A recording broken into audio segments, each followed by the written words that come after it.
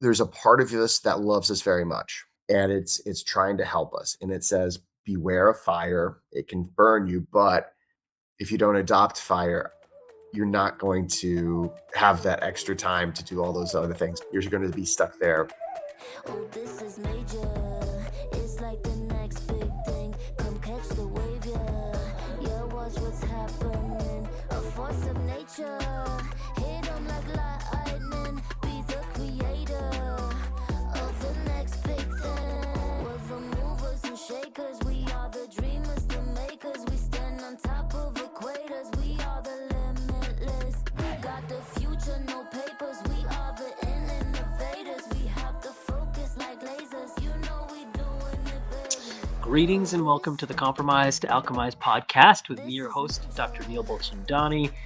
I get to interview healers, teachers, philosophers, artists, thought leaders, people that have journeyed usually on their own compromised to alchemized journey, and also they facilitated that with others.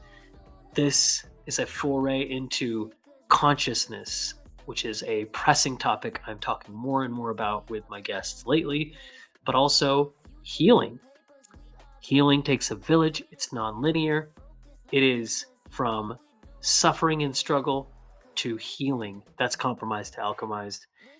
Personal legend, The Alchemist by Paulo Coelho. And that theme, I ask my guests, what is your personal legend? What is your dream? What do you put on this planet to do? And more than that, how do you stay tuned in to that dream, to that purpose, to that calling? What are the practices that you have in place? So this is aspirational, and it's also just great conversation like today as you listen with Jesse Coomer. I had a great conversation. I got, you know, so much joy out of speaking with him, and we've had conversations before, both on air and off air. So let me introduce Jesse to you. He is an author, breathwork expert, and educator known for making the science of breath simple, practical, and accessible. He is the founder of Breathwork Tactics and the creator behind the language of breath, where he helps people use breath, mindset, and awareness to improve performance, resilience, and well-being. Jesse, he says this, he's a recovering English professor. He taught for 11 years. And, he tells a story, how he became a breath worker, but, he's got some books that he's written. There was one on the mechanics of breath. He gives the title and he tells about it. He's got one called The Language of Breath, which I've read. And then he's also got one that he's working on called The Ethics of Breathwork. So you are going to enjoy, first of all, just our rapport, our conversation. We end up talking about AI, and somehow that becomes a big topic for us. But I actually feel it's poignant. In fact, I used AI to create a bio, and I didn't like any of it. So I scrapped it for the most part. I kept saying, make it funnier. And then it said, like funny like an uncle at a grill. I'm like, what does that mean? So then there was another one that was like funny, like I was putting dad jokes in there, right? Because Jesse's always talking about dad jokes as a dad, and me too. And it said like a dad at a with a paper plate at a grill, and I'm like, again, I don't know why we're talking about eating, but then again, yeah, that's probably poignant. So Jesse is so funny. He's down to earth. He's been on some epic stages, and he breaks down conscious and unconscious mind. We also talk about consciousness, as I mentioned. So, without further ado, I encourage you to tune in, and of course, share this with somebody needs to hear this. I want to hear what you think. Please just comment and share what hit you, what inspired you, and yeah, I'm excited to see what you think. Tune in, enjoy the ride, and I can't wait to hear what you think about this episode. This is major. All right, good to have you on, Jesse Coomer. I like how we were just, we did like just a couple minutes of catching up, and we ended with blank, just blank. You said, I'm like, anything left to say Well, before? he asked me if I had any thoughts, and there's nothing happening up there sometimes. So Let me make this really heady by saying tabula rasa, right? The yeah, blank slate. that's exactly that's how I'm entering into our conversation today. Man, well, I'm happy to yeah, have you on the podcast. It's like it kind of like realize how have I not had you on? Because we've done some cool collaborations. I've been on YouTube with you on your channel. Um And then, well, I want to say you recently inspired me to start a YouTube channel. Right. It's very early, but it's literally the floor of the mouth. There's no other channel out there, which I like. I like how you kind of told me how you stumbled into even recently the Breathwork channel, right? That's so cool. Yeah, So yeah. yeah, Well, and it was one of those things where, you know, I was just one night, I had this YouTube channel I started in 27, or it was like 2018. I started it, and I've named it a few different things over the years, but I kind of let it go last summer, and it was coming to the end of the summer, the beginning of the fall, and I was like, I'd love to restart that, or breathe life into it, pun intended. yeah, I can. Um, but I said, I wish I could just call it the Breathwork Channel, but I'm Mhm. sure that's probably already taken. But then I was like, you know what?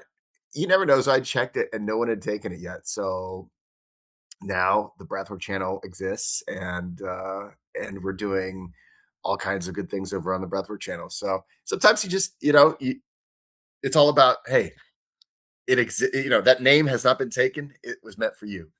Well, talking about meant for you, right? The suspense of a cliffhanger. You're like, where is Neil gonna go with Yes. this? Yes. I feel like we're gonna have fun because I'm just as excited. You know, I'm excited about what we're gonna talk about, but I'm just excited to be talking with you. And for Yes. me, I'm like, man, that's just like, that's the sign that we're gonna have some fun together. But yeah, I feel like it's really important to share that I know you because of Arun, my brother Yes. Arun Bolchandani. Yes, amazing person. Mhm. And so I just caught up with him, again, it was like a couple days ago, and I told him, "Hey, I'm gonna get on with Jesse. He's gonna be on my podcast finally." And Nice. he's like, "Oh, no way!" And I said, "Yeah, it's you. You're the reason I know him." Um, and then I said, so what? Then I'll jump to what we're gonna talk about later, right? I'm gonna ask you like my question's a personal legend, and like I just want people to know there's gonna be some really good We're salient going deep. info on like purpose in like what Jesse has done and accomplished, which is so much, but a little bit more on the why and the motivation, and also some instructionals or aspirationals on like how can you have a pathway towards whatever you're going to accomplish. All you that are tuning in right now. So we're going to talk about consciousness. We're going to talk about of course, like we're going to talk about breath work. Yes, I'm going to talk a little bit about floor of the mouth, but not really. It's more about like this is the amazing life that we have, and how are we these beings that get to have this life. And yeah, but I told him, I was like, it's wild because he told me about you, and he's like, yeah, I really think you need to talk to Jesse. He's doing some amazing things out there, and I Thank really you, feel Arun. like, yeah, he give you the credit, Arun. So he's great at that. He's great at seeing like who this is a quality he has with people in general. Like he's like he makes connections all over the planet, and Mhm. he's done that for a while. But he was talking to me about you, and then I remember I was thinking about getting a hold of you, and for some reason I just kind of left it, and I'm just like, of course I want to get a hold of this guy, but I don't, and he's busy and all that, and I was doing my thing. But then I saw there was like this North Atlantic Books raffle or whatever to win a book, right? Oh, right. So I won your book. That is so Isn't that cool. crazy? That Yeah, I is entered so my name cool. in, and then I got a message saying, "You have won the book." And I'm like, "No way." And I saw Jill Miller had, you and Jill Miller Yeah. had some history, and my wife, Dawn, who just defended successfully her dissertation a Oh, few yeah, weeks ago, congratulations. she, well, I'm just going to mention her and her, Mm. she had the unique, when she was still an academic student, and she had kind of her dissertation topic and picked it out and everything. They have an annual, well, California Institute of Integral Studies (CIIS) is where she's doing her dissertation at and PhD at. Well, normally, like people like Jill Miller, Bonnie Bainbridge Cohen, Don Hanlon Johnson, legends in the somatic psychology field, Mhm. are who present at this annual Oh, event that CIIS hosts. Well, very she cool. was the only student to be a presenter. My wife was, so that's Oh, telling you like wow. that was epic. Well, she met Jill there, and Jill Oh, gave cool. her a copy of the book and signed it. And so that's what my wife gave me. And I'm like, no way! I Oh followed my Jill's work gosh. for years. Yeah, So I she's don't know. For some reason, I feel like legends give me their books, and ah! even though I didn't get one from you, North Atlantic was like, you apparently need Jesse's book. So I really enjoyed your writing. I remember reading it and I was talking with my wife about it. I'm like, yeah, it's so interesting. He's not, this is different than what I see in most breath workers or whatever. Thank you. He's a really great writer. And he's introducing terms, like taking us on a journey. So I really enjoyed your book, but going back to it, then I'm like, "But yeah, Arun, how did you?" I was telling him, I was like, "Oh my gosh, this Yeah, is crazy. You guys know each other because you both had done Wim Hof's training that's right. That's wildly." right. So, and you both are doing different things now, and of course, you're very much your own world and your own philosophy, but it's cool to know, like, wow, Very what cool. are you Well, guys even connected? yeah, actually, I remember meeting him. Mhm. It was in 2018 at whenever he was doing his advanced training. I was working as helping the Hoffs bring in the new class, Yeah. and he was there and really cool guy, and it is incredible. Sometimes you that's the thing about life is you never know who you're going to meet. You never know who you're supposed to meet. Hmm. And that's why it's so important just to be open and just say, well, you might be the next person. I also at that exact same place where I met him, I Uh-huh. met James Stewart, who now he and I do retreats, and Oh wow. he's actually my co-host on the Breathwork Channel now. Oh my So gosh, no way. that That's was a so really cool. important class for me to be Yeah. present at. So you never know who you're going to meet. You never know where that's all going to go, Yeah. or who it's going to introduce you to later in the future. Yeah, well, I've seen your, the retreats, and the content, some of that you've shared about it. It's cool to know, like, Yeah, the origin story of now Arun and James and then me too. I'm brought into the mix too. Wildly, yeah, you now live in Illinois, which is so yeah. cool because that's where I was born and raised, and Hmm. now I'm in Santa Barbara, California, of course, and but yeah, so I and Arun is a connector. We'll spend one more minute on him because Yeah, he's kind of like this interesting synthesizer of information, like you are. And breath was for him. Well, first of all, it was some of the things that he was doing around that were very pivotal to get him out of like severe adrenal fatigue and yeah, responding to a mercury filling that had exploded in his mouth and then created this whole like crazy reaction in his body. So I yeah, remember when he was struggling to with energy, and he was calling upon like you know all the things that he knew, but it was really great that he found the medium of shifting autonomic nervous system change through breath and through cold and things like that. But you know what? Those were a great media through which he accomplished the breakthrough. And then now they're like tools yeah. because he's gone on and seen like, well, yeah, you know what? Heat is amazing. So other simple things. I think you're very much kindred in that too. In Oh that, yeah, I love sauna. um, go ahead. You're about I'm to. going to be actually. I'm doing breathwork sessions in downtown Chicago now with a sauna group. They have a bunch of Mm, Estonian saunas that are just really beautiful. ooh, yeah. And I love the heat. Actually, a lot of times, James and I will do we do a lot more contrast therapy now than the Hmm. focus on just cold. Yeah, yeah. So yeah, there's so much. And the It's so interesting how we could get polarizing too, because I'm like, some people are like cold all the time, and other Right. people are like heat all the time, and I'm like, you know what? We are complicated beings that need different temperatures, but also different kinds of breath work. I love how I mean, I'm gonna mention things you talk about, but I love talking about things nobody else. I'm like, Yes, absolutely. we'll go to I uncharted I knew territories. I knew going into this conversation that we're gonna get places where I don't normally go in a podcast, so that's why I'm so excited. Yeah, yeah. Well, I think it's good because we stretch the boundaries of our own awareness. Another thing I love that you talk about, which is um, kind of getting into the anatomy of consciousness, even of course, grounded out realities of interoception and internal awareness. I've heard you mention internal awareness, and Yeah. I love talking about these things. And then you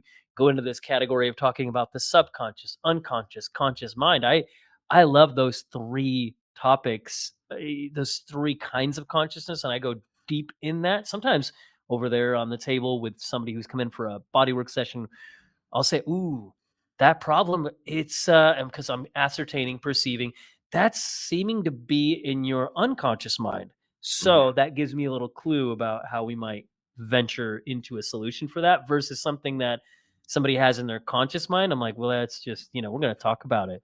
Something that Right. somebody is unconsciously considering. I can't say, hey, tell me what you think about that because they don't know, at least at the point of when I ask them.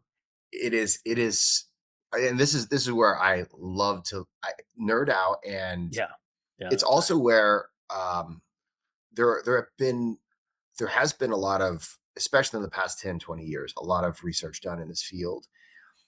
It's where there's a lot of misunderstandings as far as what we are as human beings. Mhm. And I am just fascinated with the fact that there's a part of me that loves me very much, that I don't know what it's thinking, but it's me. Mhm. And it's as much me as the part of me that I am aware about what I'm thinking. And it's affecting what I'm thinking about consciously. Yeah.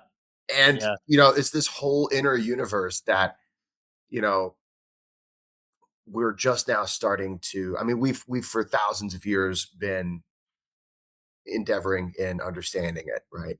Um, and we've had a lot of different frames that we look at it through, and even just the frame of conscious and unconscious processes. And in the book, I talk about, you've got your conscious self and your unconscious self. Even that is, it's a simplification of what's Mhm. really happening.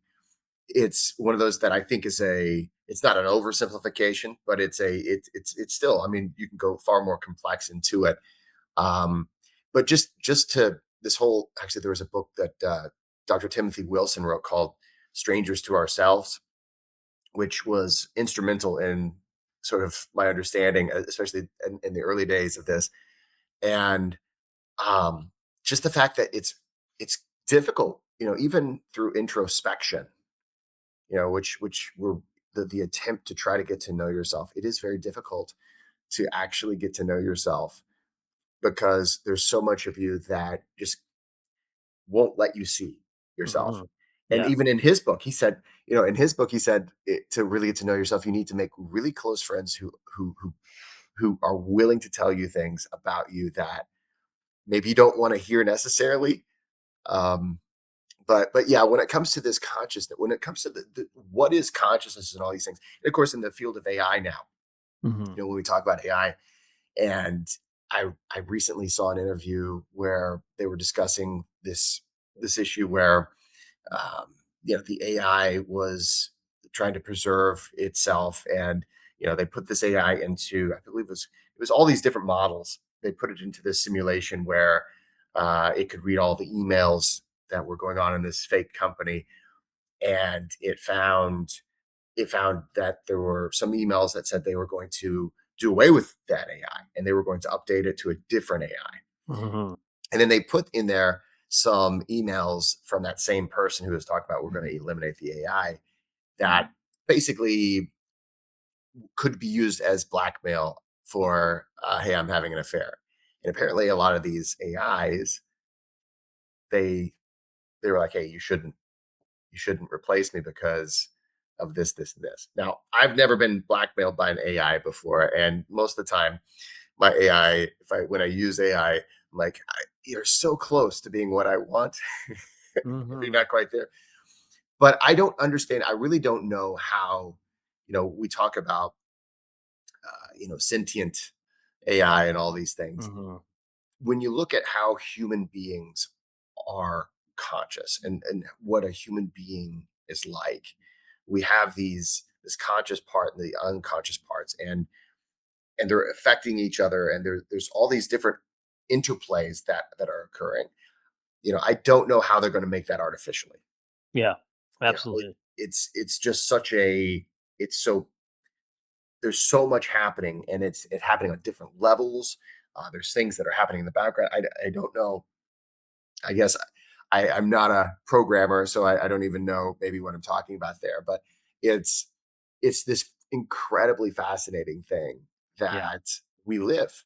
Yeah. You know. Well, it's interesting. I know, another person we know in common, Harvey Martin. Right? Yeah. Yeah, it's pretty cool. When I interviewed him, we also unexpectedly, but naturally got into talking about AI, and he shared some more on his thoughts on that when he was involved with like Major League Baseball. Mhm. Back when he was doing some training, breath work and personal training for a Major League Baseball team. So, but I think it's a really important topic, right? Because we are feel like we will soon talk about AI. Um or looking back, what was it like when people were talking about the World Wide Web before there was one? And Mhm. when they got one, when we got it, and then we started talking about it, it's like some people were it's very different. I know the level of, conscientiousness, the AI is a very different kind of technology, but I do feel like it's interesting how we're all talking about it because it's becoming ubiquitous. It's becoming such a part of technology, society, culture that if we're not talking about it, it's we're ignoring reality is in one way. This is a really good point, and I think one of the reasons why you and I are talking about it, so the way that we talk about it, Yeah. we're approximately the same age. There's research that's been done on generations that have come of age during certain times, Yeah. and I think it was like if you're born between 1976 and 1986 or something like that. I forget exactly what the years are. You're in this, it's not a full generation, but it's a sort of a sliver generation. Like sometimes we call them Xennials, or it's the thing Mhm. between Gen X and millennials, and we're the generation that has seen Yeah. in our lifetimes, we've gone from complete analog, right? So I remember taping my favorite songs off of the radio to make a mixtape because that's what you did, right? Yeah. We've gone from a world that where you looked in the phone book for a phone number so you could dial it into a phone that was attached to your house. We've gone from that. We remember those days, but we came of age as major technological changes happened. And this put into our consciousness a certain degree of you have to stick with it, Yeah. right? And I remember my dad. He was um, whenever he was a financial advisor, and he had already come of age, during the 70s and the 60s and all those things. He was fully grown adult. He was probably about our age when they said, okay, we want you to start using these laptop computers. And he would tell me all these stories about people of his generation during that time. They had been analog. Can you imagine if today we got the internet, we had all these things, right? We've lived our whole life. And he talked about just how much struggle. And we remember having to do all these things for our parents. Mhm. I mean, there's for us, it's something that old people don't understand technology or something like that. And we came of age during a time when we had the dot-com bubble, approximately the time we graduated high school. Mhm. So there was this huge euphoria in the adoption of a technology that we did not have the infrastructure for, nor did Right. we really have any idea of what we would do with it. We're just like, Yeah. it's online. You can go and you could go, it wasn't like you could watch videos online. It wasn't like you could do a lot. online. You could go to the library, Yeah, you know, AOL Instant Messenger and exactly. things like that, Mail, and you were doing the exactly. whatever that sound was of dial-up, right? Exactly. Hackers came out, the movie Hackers. Right. Oh, I remember that movie. They were. I'll never forget because there's a line in it. It was like, "Hey, you got a 28 K. That's pretty awesome." And they've got these giant laptops that are just like ridiculous for us now. Yeah. And there is this belief that you could just do anything with this internet. There was war games with I forget the guy. It's Ferris Bueller's Day Off guy. Matthew Broderick. Yeah, I think yeah, he was totally. Matthew Broderick in War Games. Yes, it was. It was. And so, there was this belief that, man, there's nothing you can't do. And even in yeah, I think that guy was called the robot was Hal. I think that was from War Games. Well, Hal was in 2001: Space Odyssey, I think. Oh, right? no way. Okay. So, right. but if we think about the imagination that we had during that time, whenever the technology was nowhere close, and so we've lived through a time whenever there was mass adoption of something that really wasn't in its maturity. And that's why we had the dot-com bubble, and so it ruined the economy about the same time whenever we graduated high school, which affected us in an unconscious way. Mm-hmm. Right. And so we've seen mass adoption, we've seen mass hysteria due to the technology, changes in technology. I'll never forget, when I was in high school, so I graduated 1999, right? So I was right there in this particular generation. I had a person come to the high school to talk about Y2K. Yeah. And there was this big warning about Y2K. Mm-hmm. And at the New Year's Eve party that I threw a New Year's Eve party for the year 2000. And of course, what we have to do, the joke was, so we went to the circuit board of my house. I threw a house party and we just turned off all the circuit board. So everything went black and everybody's like, oh, it really came true. For like a few minutes, people were like, oh, wow, it was Y2K. But there is all this belief in, we've seen, well, the thing is, we've seen these major changes. Mm-hmm. And so for us, it's this weird thing where I just feel like, well, it's something I have to adopt and keep up with, because that's how our generation came through those advances. I know a lot of people who are just really against it. It's like, hey, this isn't a good thing. I know a lot of people are probably way more into it than I am, but most probably, well, a lot of people are way more into it than I am. But it's this thing where, when we invented fire, we outsourced digestion. So it used to be that we had to sit there and chew our food. Wait a minute. I love this. I just need that to be a mic drop again, because it was good. First of all, I didn't think you were going to bring up inventing fire, and then second of all, when the phenomenal statement was the one right after that, which I don't think I've heard anybody else say, but it's 100% makes sense. When we invented fire, mm-hmm. Tell me. We outsourced our digestion, okay. Right? Okay. So when we invented fire, we outsourced digestion, right? So for the longest time, and this is one of those things where in the breathwork world and in your space, I learned this from people in your space, people who are all about how our facial structures have changed, right? Yeah. Well, before, you had to chew for a long time. You had to chew, like a lot of your day was chewing because you just had to do that. And then we had this thing, we invented fire, not to mention the amount of time to digest food that has not been partially digested already, which is something we call cooking now, right? So when you cook food, you partially digest all those things, right? So there's all these enzymes, all these changes that happen in the food, which makes it easier to eat and it makes it easier to digest. So we can have a lunch hour or something like that, and you're pretty much, unless you just went crazy with it, you're pretty much ready to go back into whatever life has to offer you. Well, when we invented fire, we outsourced that in an enormous amount. We still have to chew, we still have to eat, we still have to digest, but an enormous amount of that was outsourced. And, that was a technology. Of course, it was a game changer. It was a game changer for humans. Oh, yeah. But, and so then later on, we started to outsource a lot of other things, right? And I see, the internet started to become this thing where we started to outsource maybe our interpersonal relationships, and so we started to see, okay, or some of the skills that we needed. I don't even know exactly. There's not a perfect correlate maybe to digestion, like an organ thing, but there's a certain amount. But now we have AI, Well, and I think assimilating information and assimilating is like a phenomenal thing. So many people are outsourcing assimilation right now, yeah, right? They're like well, using AI to like process, think for them. we are outsourcing our brain, right? Yeah, We're outsourcing thinking.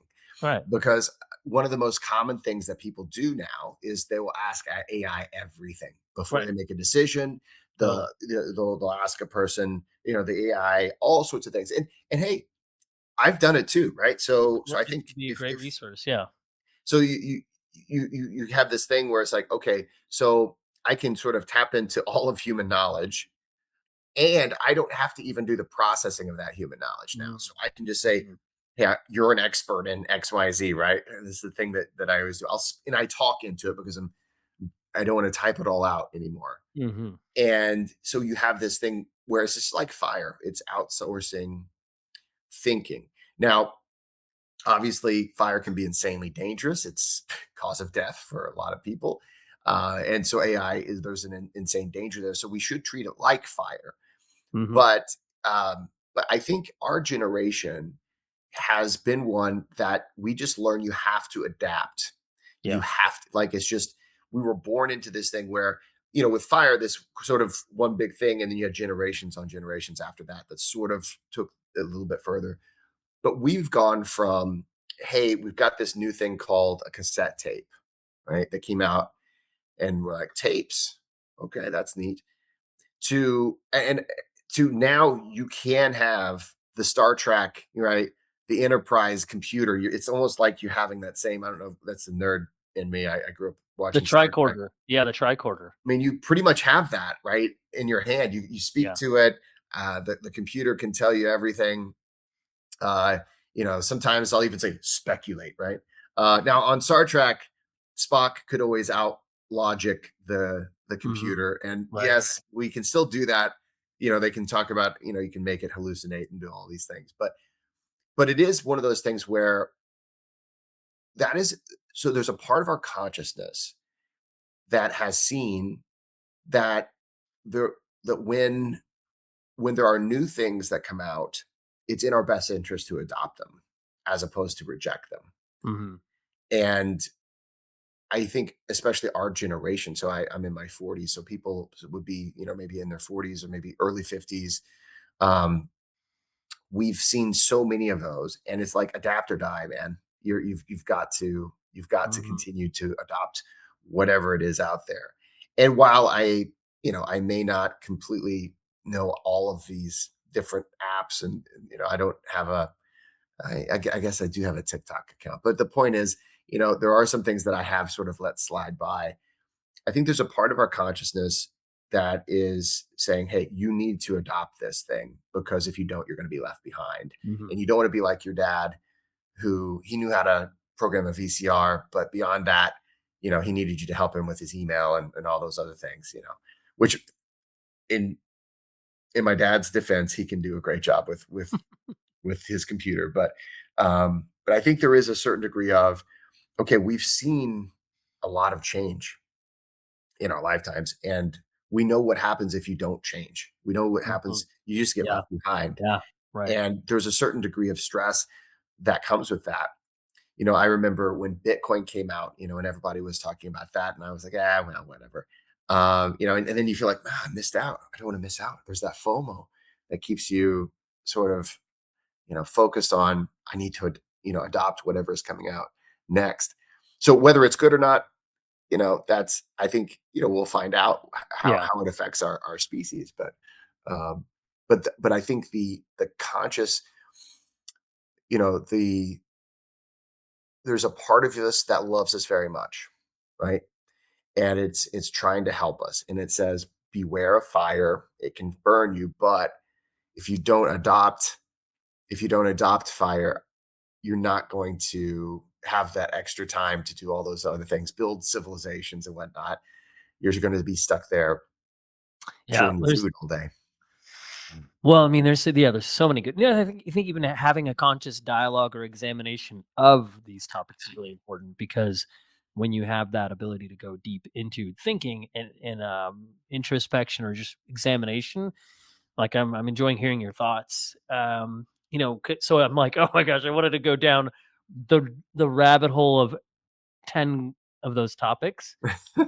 I won't do that because we're going so into then a very specific tunnel. But I think there's a good we talk about digital currency, talking about and just to preface some of what I'm going to say, I was late to the game with AI, but then examined it, yeah, interacted with it.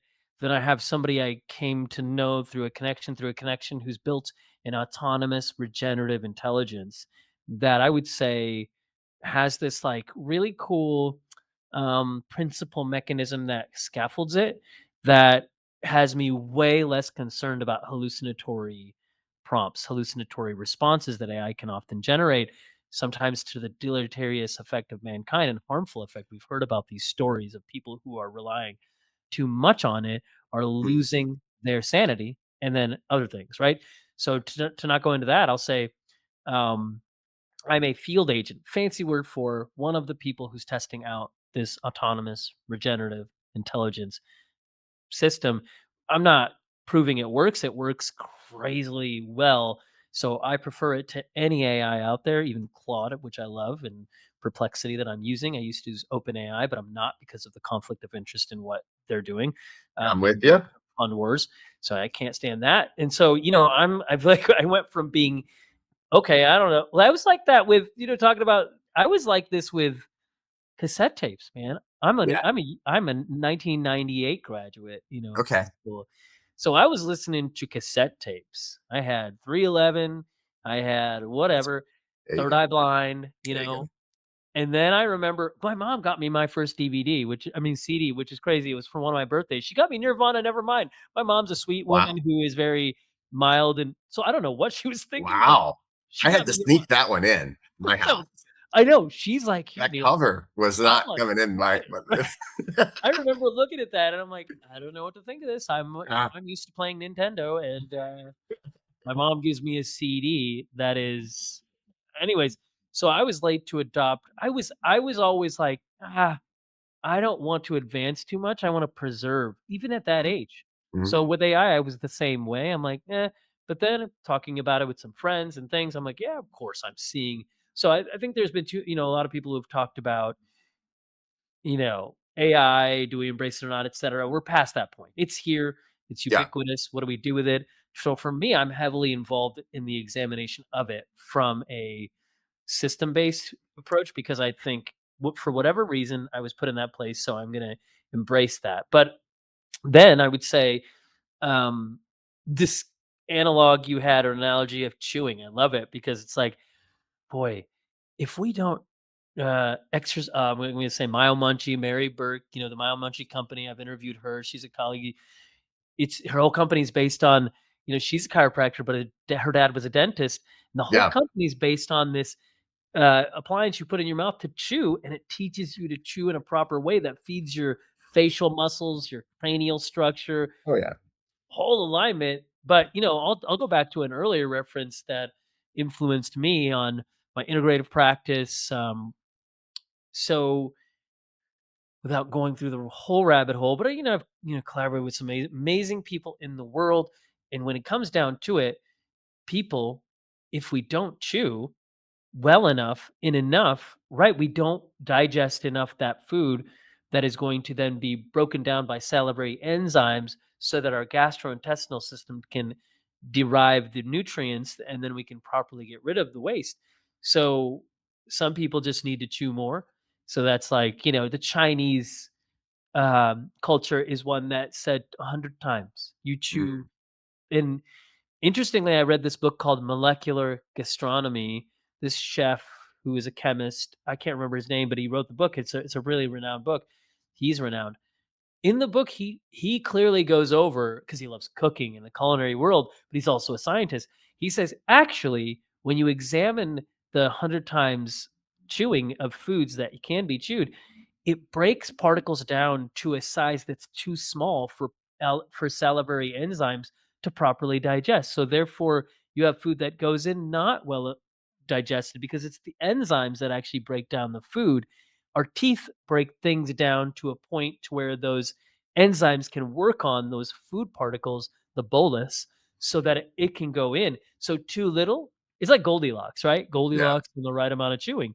Too little, not good. Too much, not good. So that sweet spot is like 30. That was the average. That was, coming up with. So that's some of why people say, some of the reason people say, make sure you chew things like 30. But I think that's interesting when we talk about assimilation of information. Hmm. For AI to propagate information, we are hypodigesting, right? We are not digesting enough of our thoughts. And sometimes I use it if I fully thought about something and I'm dictating like things, then I'll use it to distill, and then I'll use my mind to distill, and it's that. But I think the other way could go too is like sometimes we're in this hyper examination, and we're like crunching things too much, hyper focus, hyper overthinking, analysis paralysis, and we are overthinking things. Sometimes we need a good friend, we need a journal, and we need common sense to tell us, whoa, whoa, scale back and think a little less. So I'm kind of leaving the conversation of AI to talk more about, um, you know, how do we examine our own awareness, right? Because I think interestingly, we could talk about meditation here, and I love the analog of chewing and meditation, right? To meditate is to chew and roll thoughts over until we break them down. And then we're at this point of not thinking anymore, right? I love meditation as this place of non thought, but you can't, a lot of us need to get to a place to where we go into that brainwave shift state or brainwave state shift that we can go into that in between state, that liminal state where our being is present and we are fully experiencing something and not cognitively focusing to pull things into that prefrontal cortex. So I kind of think that sometimes we need that interplay of holding things in a place to where we're examining them and letting them go fully so that we as beings, multifaceted beings, at least mind and body. Of course, we can talk about other parts of us that we're gonna, like get into more with you about how we don't think with our minds, we don't think with our bodies only. We are very complicated, intricate beings who are like antennae. So I even like to say in when we're talking about consciousness, right? Which I'd love to get into more with you. Consciousness for me, it doesn't come from thought. It comes from holding thought, stepping away from it, and allowing the receptors of my body, different senses. I talk about 11 senses at least that we have that I like to experiment with, and then we collect that data to let go of it to simply be. And then I'd like to talk about your. I've heard you on some podcasts talk about differences between the conscious sub. Maybe we could do that, Jesse. Would you Sure. take us, Professor Jesse, Professor? I called you Professor Breathwork once, and I'm glad Oh, I like it. re- as a recovering. You say too as a recovering I'm English a professor recovering college professor. Yes. for 11 years, right? You I taught did for 11 years. 11 hard years, Neil, in So I'm academia. I really did love academia. And it's sort of the foundation of my practice. It really helped me learn how to think more critically. yeah. Um, yeah. Well, you're this is why words matter to you, right? It's because words matter to you because you're so steeped in that. Right. But now they're just kind of that's a history you have. But so I feel like some people might benefit from just saying like, what's a couple minutes of you describing conscious, subconscious, unconscious mind, so we can go further into that. Yeah, yeah. So one of the things that one of the things that I tend to do is just break it down to conscious and unconscious. Hmm. You know, when we talk about something that's subconscious, is just beneath conscious awareness. So we're still not consciously aware of it. It's Yeah. affecting our conscious thinking, and but we're saying something that's just beneath it. That I always just say I classify that.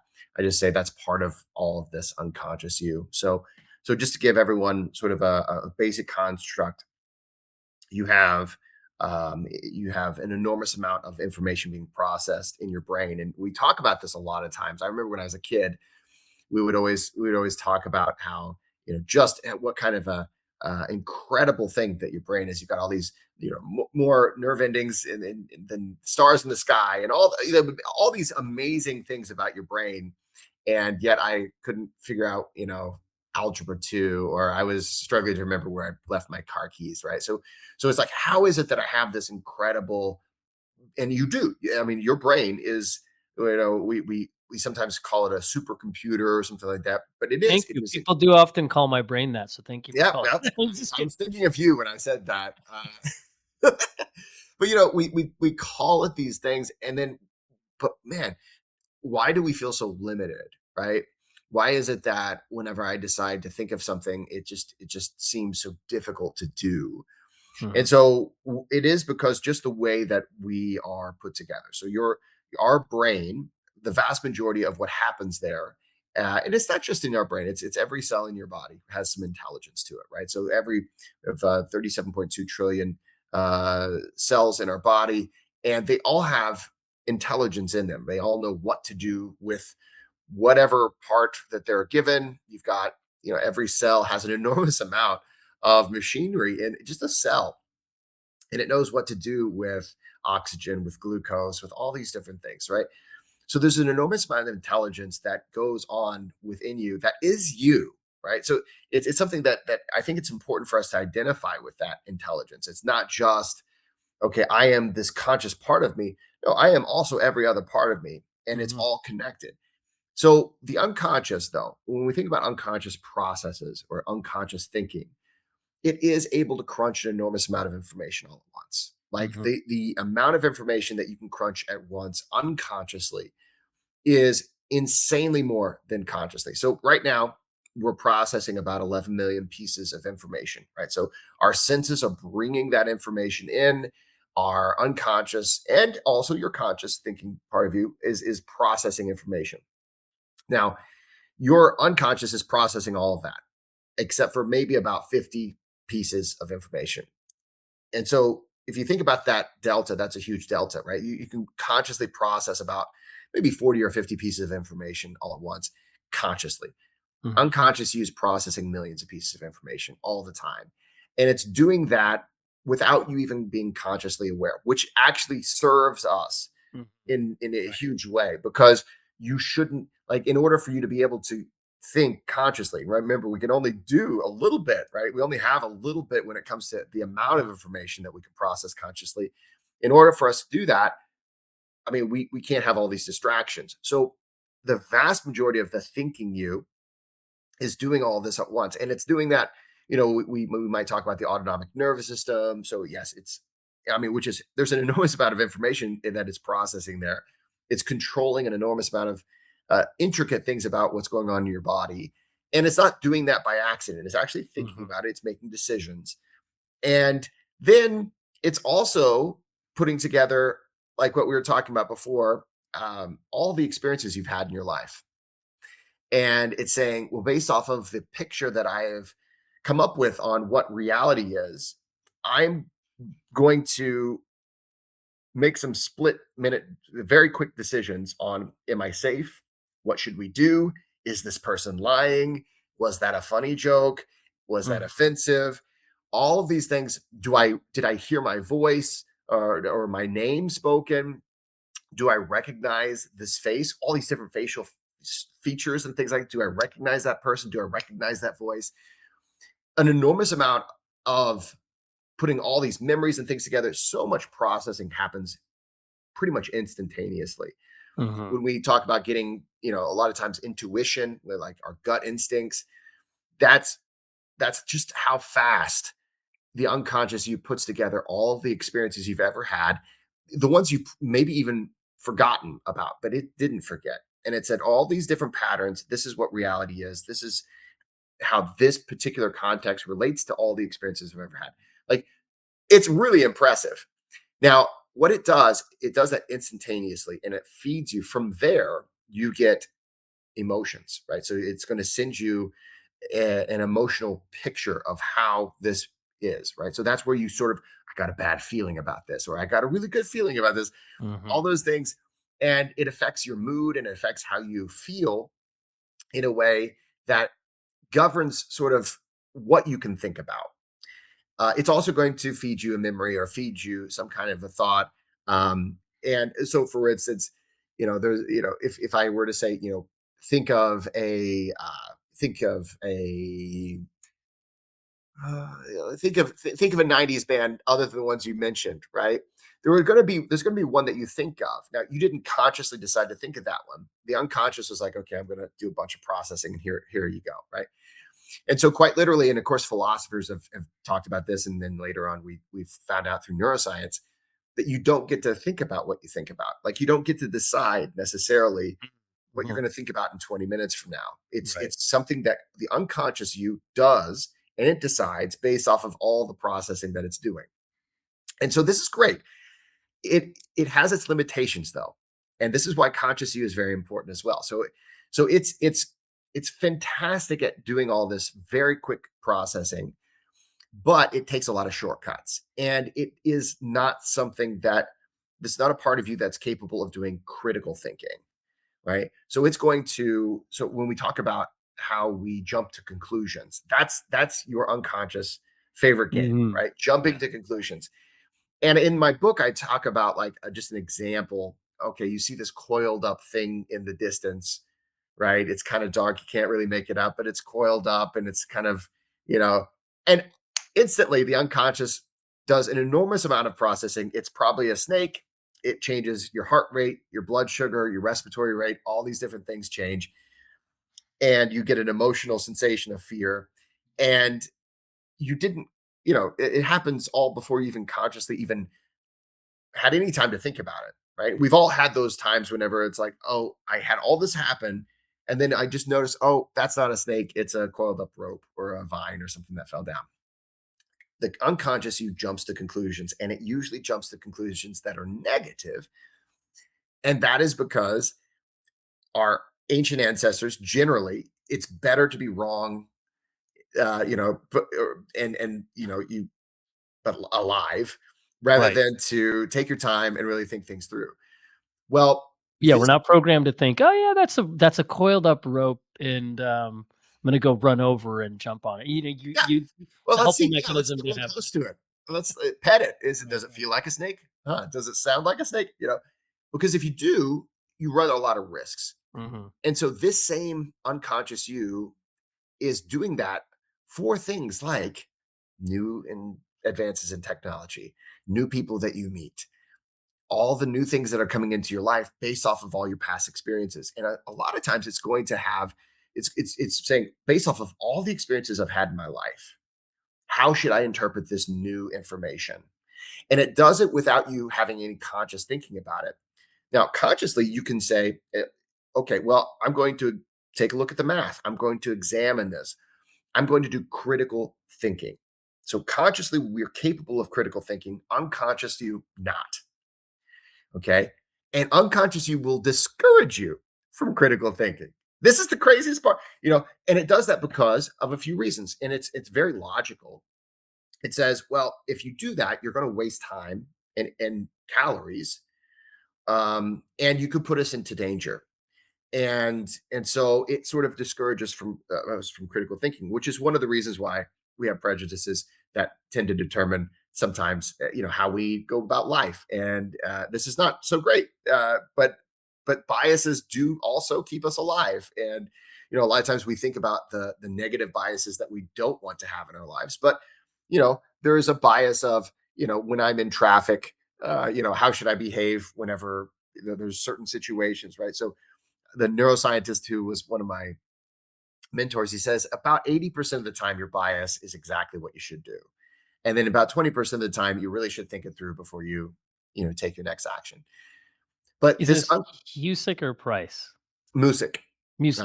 Dr. Music. Otto, yeah, Dr. Otto Music, he was a huge impact on how I see the brain and how I see neuroscience as a whole. He was one of the very first neuroscientists ever to be one, Oh, cool. which is Okay. interesting to think about. Like that's Yeah. still a Mhm. new field, really. Yeah, yeah, And absolutely. the first ones, some of the first ones are still, with us. He's still doing research. And so, but Sorry, I got you off your train of no thought. worries, no worries. I get excited when I start talking about this. But I Mhm. want to make a point that I want everyone to sort of understand how this applies to our daily life, right? So as you go about your daily life, you have got this unconscious you that does the vast majority of thinking for you. So what you feel like doing in the moment, what you don't feel like doing in the moment, all those things. And it's not doing those things because you're a lazy person or you're a bad person or whatever. It's the parts of you that are it's a part of you that is trying to sort of steer you into the places that it thinks is the best for you. And another thing about it, and this is where it really gets into when we talk about circular thinking, rumination, and things like that. The unconscious you is incapable. It's not capable of knowing what time it is. So time is something that we understand on a conscious level. Unconscious you does not understand tomorrow, yesterday, all those things, which is why in the middle of the night, you can be thinking about what's going to happen the next day, and you can be having the physiological responses as if you're walking into that interview, as if you're making that phone call you don't want to make, or as if you're going up on stage. And so this is one of the things that has really been a burden on humanity for as long as for you go back into the ancient literature. Rumination, overthinking, thinking about tomorrow causes us a lot of stress today, and it's because unconscious you says, "Oh, something is in this conscious space. I'm thinking about this thing. I'm going to try to help us survive, and I'm going to make these physiological changes to make those things happen." Now, this is one of the reasons why when we do meditation, when we do mindfulness practices, we notice that we observe a feeling of peace. And one of the reasons for that is because we start to bring these two things into alignment. We stop thinking about tomorrow. We stop thinking about what happened yesterday. We try to bring our thoughts into the present where our unconscious is. Mhm. And when we bring our mind into the present, we say, okay, what am I doing right now? I'm sitting here. It's insanely boring. And unconscious Mhm. you is like, there's got to be other things to think about, which is why it's difficult at first. It says, no, we're going to think about this other thing. You didn't decide that consciously, right? And so sometimes I love the analogy when we sit for meditation. It's like emptying out our email inbox after we haven't looked at it for a while. Yeah. And so the unconscious you, this part of your brain called the default mode network, and other parts of the brain too, but it basically says, well, here's a bunch of things you haven't thought about. You probably should think about. Right. And so when we do meditation and mindfulness, we engage with that part of ourselves. And basically what we're trying to do is bring ourselves into the present, because if that those two parts of you are in alignment, you start to notice that, okay, well, I'm not thinking about tomorrow. I'm not thinking about yesterday. Yes, there's these thoughts that are coming up. Oh, I probably should think about what I'm going to do for lunch today or whatever. But you start to bring that into alignment, you start to notice peace. And it's on a when it comes to the neuroscience of it, it's because the part of you that can't tell what tomorrow means and can't tell what yesterday means, you're not you're not influencing that part of yourself by thinking about Mhm. tomorrow or yesterday.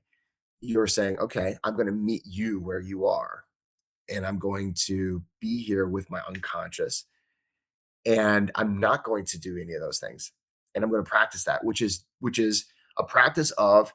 It's another way of doing what I call the language of breath is, which is learning how to bring these two parts of you into Mhm. alignment, right? Because you cannot control the unconscious consciously. A lot of people in breathwork think that you can. A lot of people in Right. all these different mindfulness. I'm going to as if that's even a fun. That's not even a good goal to have, to be Right. honest, because the unconscious you is so much more capable of doing all the things the unconscious you needs to do. It's there for a reason.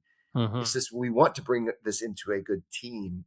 And Right. so it's important to meet that part of yourself, not to try to turn it into a slave, but to say, this is a part of me that I need to meet and I need to make peace with. I need to be friends with. Mm. I love that. I like the way you talk about it. It's like a friendship, a kinship, and knowing. It's like really knowing yourself here, Yeah. acknowledging these aspects of us that really are us, but that I really like also the concept you bring in. Talking about time. I Yeah. have done much, much, much time meditating on time. You know, so this is gonna be very tongue in cheek, but some people, yeah, like you said, some people aren't aware of time, right? In their subconscious, unconscious mind. But I always meditate on every single one of the 9 billion oscillations of the cesium atom that makes up 1 second. So Mm. I'm pretty aware of when one oscillation happens. 1/9 billionth of a moment. Just Oh, yeah. kidding. Oh, yeah. Well, is it what is it, like a GIF? A jiffy is like 1/100th of a second or something like that. Oh, I You didn't know, know I'll be back in a jiffy is that. yeah, absolutely. Time is so it's of course, it's one of those things that, um, it's such a there is a construct to it. There is a, Yeah. it's like a law of the universe or whatever. Um, but it is something that we experience in different ways depending on how we're in Oh, relation time to. dilation, right? Yeah, Yeah. time dilation and aggregation, right? One of my favorite quotes about time, you might have heard this one, a lot of people might have heard it.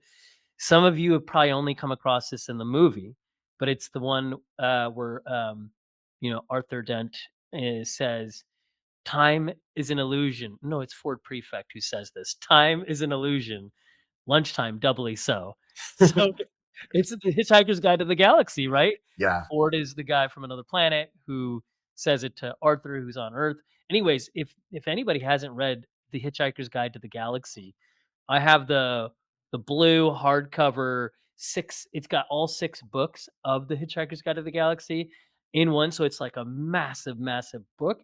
But, anyways, that's based off of a UK-based radio show that was then put into a book that then became the cool movie we all saw, like, 10 years ago or whatever it was.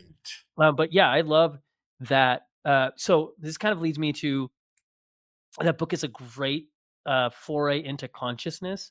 I think we are talking a lot about, in one way, consciousness, but we were talking about the mind, right, in reality. Mhm.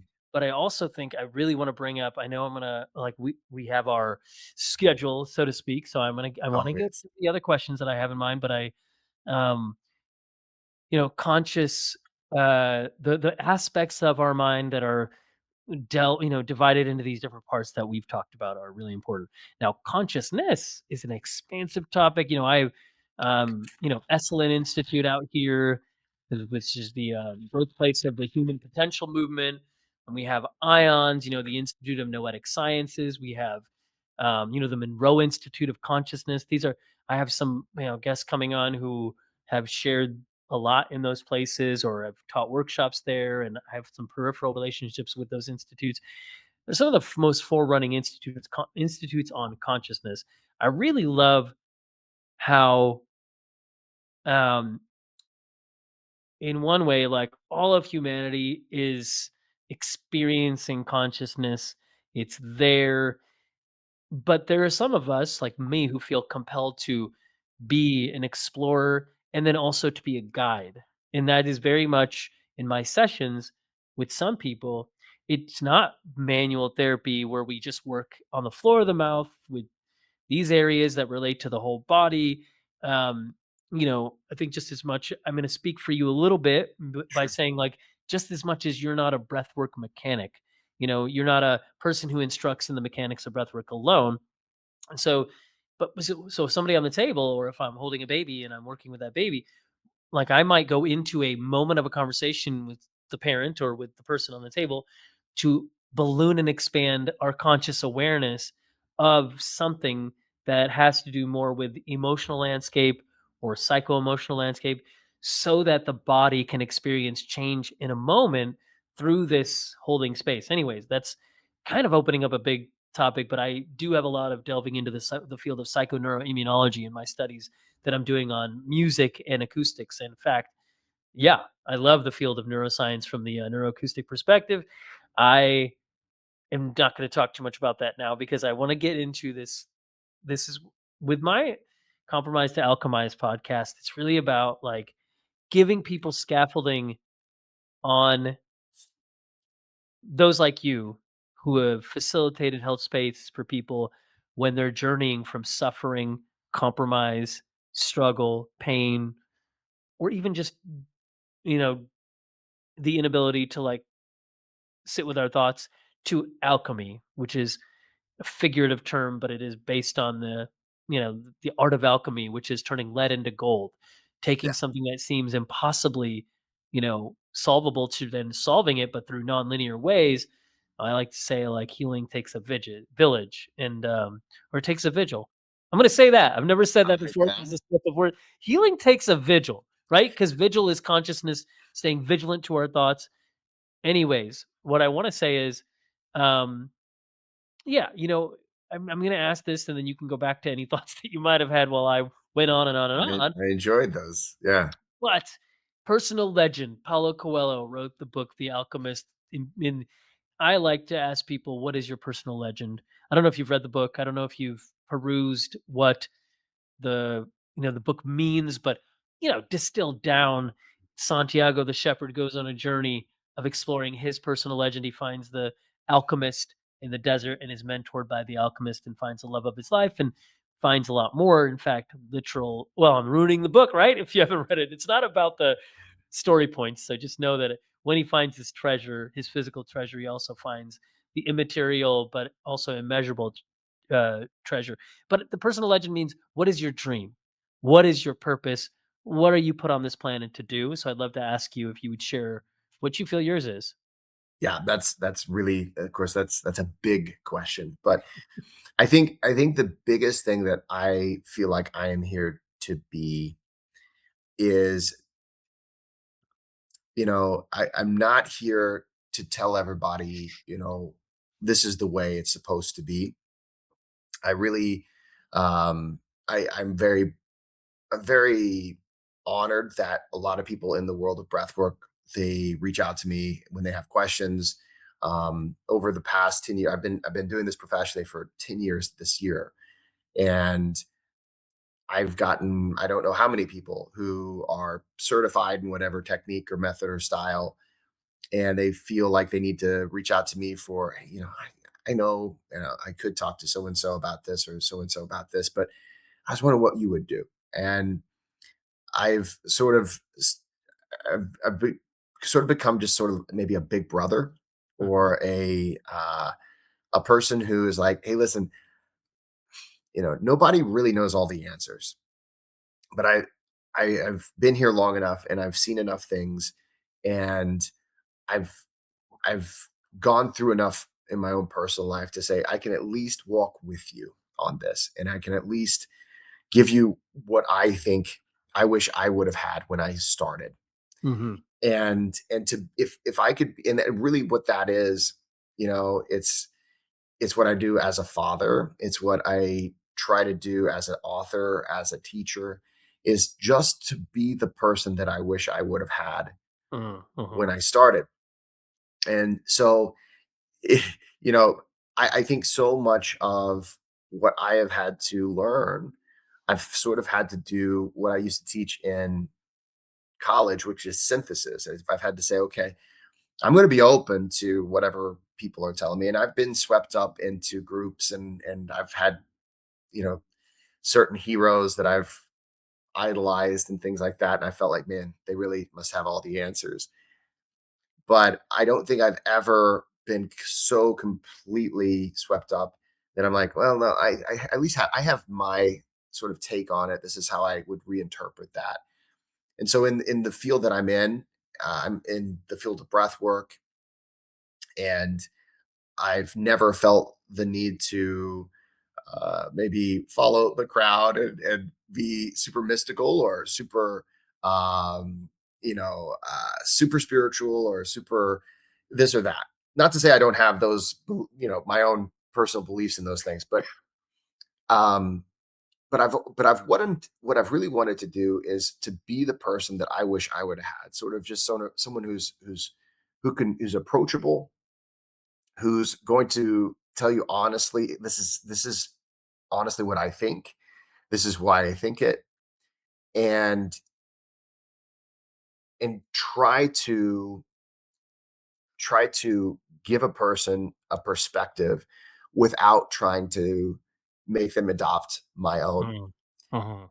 Now, I don't know, I think, in the Joseph Campbell world, I think about, all these different things where when we talk about legends and stories and all those things, you know, there's there's there's things I could sort of align myself with in those stories. Yeah. I guess um, the old man who, or maybe a more modern reference would be the Yoda, Mm. where I don't really, while Yoda sounds like, oh, well, he thinks no, he wasn't the hero of the story, though. The hero of the story was Luke, right? I want to be a person who's like, hey, I mean, I've worked on this a long time. this is where I'm, this is where I'm at. This is what I think I know. And I want you to go out there and do the thing, blow up the Death Star or whatever, whatever it is that you need to do. And which is an interesting, I guess, legend, right? Whenever we think about that, and it's an interesting thing to think about is like, what is my story supposed to be? Why am I here? Um, and maybe it really is to be in that teacher helper role. I've always Mhm. felt called to it. Yeah. And I always say that, you're a teacher if you're really curious and you can't keep a secret. And that's just been me my whole life. I've just been like all nerd out on something. And then I'm like, people need to know about this. But what I've always tried to do, and this is one of those things where, as maybe as a piece of advice for a person who, if you're looking to write a book or create a product or something like that, a lot of times it is good advice. Find a gap, find something that needs to happen, and then create it. But I never looked for that. And I never really was like, hey, how can I be the Yoda character, right? How can I do that myself? It just sort of happened. It was just sort of something where I was just really interested in this thing. And then I was like, man, there should be a book that sort of brings it together. Okay, a Yeah. practical guide to breath work. That's how Uh-huh. that was born. Mhm. Because up until that time, there was no book about all breath work altogether. It was just sort of the other, this is the lineage, this is that style, this is this style, this is where, this is the guru here. I was like, well, I want to bring this to just the average person. I want a Yeah. person to be able to, you know, um, and then I realized later on that we were missing something huge, probably more important than the breathing itself, which was the interoception, the relationship model, as opposed to the command and the slave model, control, remote control. You hear that all the time. Your breath is the Mhm. remote control. It's not. Right. Right. And Yeah. you don't really want it to be like, Yeah. it's a model that is flawed. And so I'm like, well, I guess I need to say something about that. Right. Mm. And so I Mhm. tried to do that. Um, and then now I'm coming out with another book about ethics in breath work Mhm. that needed to happen. And while Yeah. there have been conversations about that sort of thing, it's like, well, and it sort of just happens, Yeah. you know. It's one of those things. If you are passionate about something and you genuinely do want to help, and that's how maybe I'm that character, because it's just like I'm passionate about it and I genuinely want to help. Yeah. I don't necessarily need to be the hero. Mhm. I'm always so excited whenever my students go on and they do something amazing, right? Love That that. makes me feel so good. Mhm. Whether they're from when I was a English professor or whether they're in my breathwork school, um, I don't like I don't have the desire to go out there and break records or do something like win a contest or something like that. I'm just like, I really want to be a resource for people who want to do those things, or maybe they don't want Yeah. to, but Yeah. to say, listen, here's that practical thing, and you're not broken. It's already in you, and we can go from there. Now, maybe I didn't answer the question. I hope I answered the question You did. in a Absolutely. reasonable way. No, no, you did. Um, Totally, totally, totally. No, let me, boy, yeah, so much. Yeah, no, I really appreciate how you unfolded. Um, you did. I mean, you did in a couple okay, ways, but good. I want to ask you one more question. Yeah. That's part one. Part Okay. two is part two is it's sort of a play on words, but I loved um the way you shared about like you have such humility. I love that. And you shared um your role and goal isn't to be the main star, the main player, the main, the protagonist in anybody's story. It's like you are, it's like to each person you come across, to the students you have, to the trainees, to the, you're like, or people that have come across your work, right? You have a lot of people have known Jesse Coomer and your books and the middle one, Language of Breath, and then now the new one coming out. It's kind of like you yeah, you facilitate the education, learning, and curiosity of others on specific topics, of course. And we could say, like, yeah, as a teacher, as a mentor, I could see you, embodying those roles. But I also want people to know the personal legend can also mean this. This is my extrapolation on how I sort of creatively took this license. Paulo didn't say this, but I looked at the book, and obviously it's a journey that Santiago takes through certain geographies, but it's also that inner map, the compass, the consciousness guide that we all like. He wrestles his purpose. There's so much to say about the book. He ends up at this glass shop in Tangier, northern Africa in Morocco, and he polishes glass of the shopkeeper's tea shop, and he ends up multiplying that owner's business and creating such wealth for the business that that guy is able to, if he wants, take a trip that he'd always wanted to take. So anyways, Mecca, right? So I look at the personal legend also as, what are the practices that you have in place that have taken you where you are and are taking you where you're going to go, like a legend on a map. That's that key that tells you, like how far you've gone. It's like if you've gone this far, that might be an inch, but it might be 10 miles on a map Yeah. because, you have to scale it, right? So are there practices or ways, what's led you or keeps you, or do you feel is fostering this kind of curiosity, but also your role being a teacher as well? What keeps you in that? I I think having a really strong sense of self Mm. is really important, and maybe to give a person a little help in what that means is knowing how far you're willing to go and knowing where you're not willing to go. Mm, mhm, Having a boundary of saying, this is just, no, I don't, beyond this, I don't care. mhm. Or Right. if I were to make this trade off, and there are trade offs you have to make, right? And sometimes you do cross over your boundaries, and a lot of times it's like, oh, I'm not going to do that again, you know. Yeah, And so I'm right. not to say that I've never made mistakes or crossed over boundaries or anything like that, but I will say that I do think the key is to say, okay, and it when we talk about a practice, it's a practice of saying no, and it's a practice of saying yes, right? Mhm, It's a practice of knowing that's not something I'm interested in, even if it's something that's incredibly, everybody's interested in, or maybe it would actually do you a lot of good. Maybe it's like that Bitcoin thing earlier, right? But you have to say, I'm not going to chase everything. I am going to focus on the things that the direction that I have. And that's mhm, a good sense of self there, because if you don't, you'll chase everything. And there's a Native American saying that is the man who chases two rabbits catches none, right? mhm. Right, And right. so if you want to go somewhere, if you're actually interested in doing anything, it is important that you say no to certain things that could have been a good thing. Yeah. And maybe they were the best possible thing, and you're going to have to live with that, right?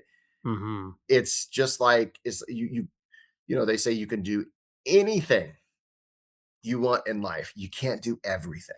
mhm. And that is hard Mhm. especially as you get older and you realize there are some things you can't do anymore because of the path that you've gone, Right. and saying, well, okay, I have to accept that the decisions I make are they limit me, but they Mhm. also free you to focus on things that you want to do and that are worthwhile to you. And they keep you from stepping over boundaries that you don't want to step on. Mhm. Having a good person, having knowing the difference between your own personal ethics and and the ethics of society. Mm. Knowing Mhm. that, okay, there probably will be a difference. Maybe there's not, doesn't have to be, but understanding the difference between those two things, personal ethics and societal ethics, and saying, okay, now I'm going to live in a society that may not have exactly the same ethical standards or the same ethical framework that I have. And I have to know, I have to say, well, these are my ethics, and this is where I'm going to go, and this is where I won't go. This is what I'll do, what I won't do. I think that in itself builds that. I mean, that is your character, right? Mhm. And it is maybe a double entendre there, right? So it's a double meaning of, in this story, that is your life. What is your character? And having that to where it's pretty defined as early as you can, and knowing full well that you're going to continue to learn as you go. I think that that has been the practice that has gotten me where I am now. And it's it's a practice. It's not just what do I feel like in the moment. Mhm. It Yeah. is honoring what I feel in the moment and saying, okay, maybe I need to sit with this. And I have found myself that I'm the kind of person that needs to sit with things. I tend to make better decisions if I do that. Some people are the other way around. Some people are like, I know exactly what I need to do. And well, you got to get to know yourself. But there's a certain degree of practicing that discernment, practicing, okay, this is who I am, this is what I'm about, and reminding yourself. And it's hard to even put it into words, but it's something that's why we do it as a practice. Because if you just go based off of your feelings in the moment, then uh, those your morals, your values, your ethics actually do change, and that's the unconscious again, changing things to try to suit survival. And Mm. so, the practice of remembering who I am not, is I would say that has been the number one thing that's gotten me where I am today. Mhm. And I would say that practice itself is so integral to everything that I do that yeah, I do turn down things that might be more beneficial or profitable. Mhm. Maybe Yeah. we'll say that word. Um, but it's one of those things that, hey, maybe it's good advice, maybe it's not. I, this has been my defining characteristic in my entire life, is that, and it's of my friends are just like, I don't know how you do that, Jesse. You just like, it's not like I'm super rigid though. No, no, It's you're it's just pretty it's yeah. just like I do exactly what I want. It's like the old saying, what was it? Okay, so there's this, I try to be, here's a little story to illustrate. So there was three monks, and they were all having lunch. They had three different masters. The first monk, he says, my master is so powerful that he only eats one time per day. And they were like, oh, that's very impressive. The second monk says, my master's so powerful that he only eats one time a week. Right. Oh my Right. gosh. Very, very, very. Third monk says, my master is so powerful. He eats anytime he wants. Yeah. Right.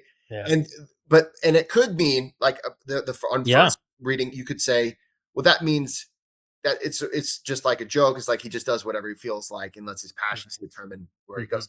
But the reality is that monk is so powerful that he doesn't have to restrain himself. It's not a rigid practice. It's a Yeah. practice of being in flow with what you desire and letting what you desire be good for you and trying to match those two things. And I try to do that. And that's what I try to do with all my clients too. I I try to help love a it. person to have that. Yeah, that's there's so much wisdom in what you said. I mean, yeah, it's like you when you know yourself so well, you know what opportunities that are presenting themselves resonate with who you are and what is your purpose and what it's because you'll say no to things that could be on paper more lucrative or more advancing or more flashy. Yet does it truly align with the embodiment of who you are? Because isn't that going to be of more value? So I think you speak of, in other words, like a strong sense of intuition, a strong, sense of self that has ethics, and you mentioned ethics. So I just love how you took, when you were saying remember who you are, I couldn't help but think of Rafiki and Mufasa from The Ah, Lion King. yeah. Remember who you are. Yes. So I feel like you took us on a journey, Jesse, and then okay, because I'm gonna paint the picture a little bit more, but then you said um the three monks, and you talked about it, and I couldn't help but think, wow, you're talking kung fu now, right? You're talking Bruce Lee. You're talking Bruce Lee. You're talking Bruce Lee right here with like, or you could say, Jackie Chan or Jet Li. Those are my three favorite kung fu Oh, yeah. legends. Grew up watching them. Arun and I watched so much Oh, kung Jackie fu. Chan. Arun and I watched countless, hours of Jet Li, who's Oh, just yeah. amazing. So good. But Jackie Chan, more of the comedian, but still impressive. And then, of course, going back to Bruce Lee, who, oh my gosh, I mean, some of this stuff, but I feel like you took us on a journey from, you know, Yoda, right? So maybe your next book should be How to Be Yoda, right? How You're to be like, Yoda. you said no, you're not the Yoda, but I'm like, wouldn't it be funny if you came out with a book? Because I like how you talking about your first book was on the practice of breath Yep. work. Your second book Right, was on right. the let's go deeper, let's talk about it, linguistics and language. Your third book is on like let's go deeper on the ethics. I'm like, what's the deeper? We're gonna Yeah. talk about Let's Yoda, just go right? straight Yoda. Yeah, becoming How to be Yoda. Yoda. Becoming Yoda, Jesse Coomer's next book, and then after that, we're gonna have to go to Mufasa and the Lion King, and then Yeah, we'll probably it end just with the Kung Fu of breath. and when I talk about that with the Yoda thing, it's a matter of, and this is actually something I talk about in the book Mm, that I'm releasing this year. It's ultimately, it's not about you, right? And at least for me, I've always realized that my work is not about me. And maybe that's where the teacher thing comes in. And Yoda has to, there's a joke about Yoda being uh, like every coach understands what it's like to be Yoda because eventually they just crawl in bed and die. They just you know, mm, there's a certain degree of oh my gosh, my client, I'm being there for my client, but my client's got to be mhm. there for him or herself. And so, yeah, maybe we'll figure out. Who knows? 5 books down the road, who knows what we're gonna write? Yeah. No, it was good though. I really appreciated you. Um, I think it's really powerful when you have that, and that's been a guiding principle for because you could say like you said maybe this is good advice or it isn't. I know that's your humility, but it's also the way you described. You're not the one who is wanting to tell everybody what to do. You're you're a mentor, teacher, coach, or reflection point so people can become more of who they are. So in true form, you said, I don't know if this is good advice, but I do think one thing we could say is that you have oh, we didn't even talk about, some of the work that you've done with in the arena of safety, in the arena of like safety when it comes to the trainings you've done with those in the armed forces, police and mental health. You have so many arms to what you do because I think you have some keys that apply to like a lot of different areas of life and humanity. So I do think we could say like you have been very successful, very you've helped so many people personally and organizations that we could say that if you're saying to know yourself is been one of the most important principles that has guided you to where you are, I think we all could say that is something to take notice. I remember one of the first conversations we had many conversations, just Zooms and Yeah. Hangouts, and I remember back in Reading, we moved, over a year ago, and I was sitting, on a Zoom, and I was like, I just remember I told you about all the things that I was working on, and I'm like, a lot of those were theories. Some of the things I've accomplished today, so I feel like I had to hold on to who I was and make sure I need to pursue those things. But I was all over the place in one of our conversations, and you very carefully said something that, because I've felt that friendship with you and mentorship too. You said a few things in a very kind way that were more like, Neil, this is paraphrasing. You said, Neil, you know, those all seem great. However, like, what are the most important ones? Or what do you what because I can be, and I'm an ideator. And clearly, like, I've manifested things and I've created things that I'm like my wildest dreams, and I pinch myself, and I'm very thankful for that part of myself that will go further, and I'll follow things to a point, because then all of a sudden I'll be doing something like, we'll just say, shameless plug, advising a neuroscience two neuroscience companies, and Yeah. tomorrow, right? Well, this comes out the day after, but I will have shared my phase shift work that's based on my mandibular floor of the mouth understanding, that is now adding to this Newcom company of neuroacoustics, and furthering what the field will know now about how the mouth connects to the whole body, but paired with these high level frequencies. I pursued that because I had an idea, and if I didn't, that wouldn't have happened. Yeah. But yet there are other things that I think are really helpful that I weeded out and didn't pursue, because if I didn't, like, tunnel vision focus on Newcom and a few other things, I would have been distracted. I would have had no rabbit. Right? So Yeah. I would have been a person who didn't get any rabbits, and that would have been sad. So I think it's really wise to heed the wisdom of Jesse here and saying, you follow with a blazing passion those things that you feel resonant with, because if you know yourself, you'll know what those are. And if you don't know what those are, maybe you can sit with yourself a little bit more to find those things. So yeah, I mean, I kind of took, and I made a very powerful statement there that I think you could have said in better ways. But tell us now, I know we're concluding here. I want you to lead us out of this time with, first of all, Jesse Coomer, Breathwork Channel. You can Hmm. just tell us, where can people find you, but then also, what is, kind of like a way to leave us with some. Oh, if you have a few minutes here, I want to ask you one more question. It's a Okay. very short one. Have you thought 50 years into the future? Like, you think ahead to the future, and you kind of imagine yourself, and you'll be about 95, right? Yep. Yeah. So if you kind of look at your 95-year-old self for a second, then turn around and look at your 45-year-old Mm. self for a second. Is there something your 95-year-old self would say to you, and say, I'm so glad that you decided to heed my advice. I'm Mm. actually asking you to ask the advice of your 5-year-old self right now. And then maybe look 10 years into the future when you're 55, and say that your 95-year-old self can see something you can't see. And what would that be? You don't have to answer this verbatim. What do you think your 95-year-old self would say to you on who you are and what you've done, perhaps in the years that unfold? Yeah. I would say um, that my 95-year-old self would be very happy that I made my family the most important part of my Mhm. life, and that Yeah. I didn't care as much about my career or Mhm. breath work or writing books as I cared about being connected to my wife and Mm. son, um and and ultimately the most important things were most important, Mhm. as opposed to getting more work done, being Yeah. productive, Yeah. making money, those Yeah. things.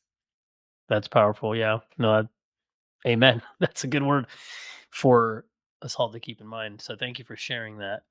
And then, yeah, please take us out with, how can people Absolutely. Yeah. find you? So my name is Jesse Coomer, and you can find me on the Breathwork Channel. I do a show called The Breath Lab, where I break down scientific studies on all the different stuff that's come out on the world of breathwork. You can find me on YouTube at the Breathwork Channel. You can find me on Instagram at Jesse Coomer Breath. And you can also just find me on my website at jessecoomer.com. My breathwork school, I have two breathwork schools. One is The Language of Breath, and you can find that. You can just Google it, or you can go to languageofbreathcollective.com to learn more about that. If you are a first responder, I have a Train the Trainer that is just for first responders, specifically because we want to make sure that it is always serving first responders first. And it's called Breathwork Tactics. And you can Google that, or you can also find it on my website, jessecoomer.com. So great. Wow. It's even more impressive when I hear all the things you do. So thank you, Jesse, for this time together. It was really it's a treasure to get to converse with you and just delve deep. Likewise, Neil, it's always a treat anytime we get to talk. So this time we recorded it. So Yeah, that's right. That's right. So yeah, anybody who listeners, viewers, share this with somebody you think would benefit. Maybe this would balloon their consciousness, or maybe this would just be a helpful thing to somebody you know. Share it. Please comment and tell us what you think about this episode. And yeah, Jesse, thanks for being with me. And I look forward to our next time we chat off air, but then also we have to do this again for the sake of the podcast. And I can't wait till that absolutely. time too. Absolutely. Thanks for having me.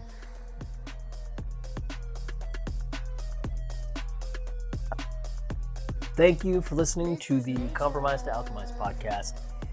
Really excited to thank Jessica from Lunalux for the music, this track called Major. I want to thank Toshi, who originally did the design work for my cover art. And then I also want to thank Alyssa from my team for podcast publishing, and my whole team, including Kat, for heading up my world. And then also definitely want you all to follow me on YouTube, follow the podcast on Spotify or Apple or wherever you get your podcast. Comment, give us a rating, and also follow me on Instagram at Dr. Neil Bulchandani so you can stay tuned to my latest. Thanks so much, and you have an amazing day. This is major.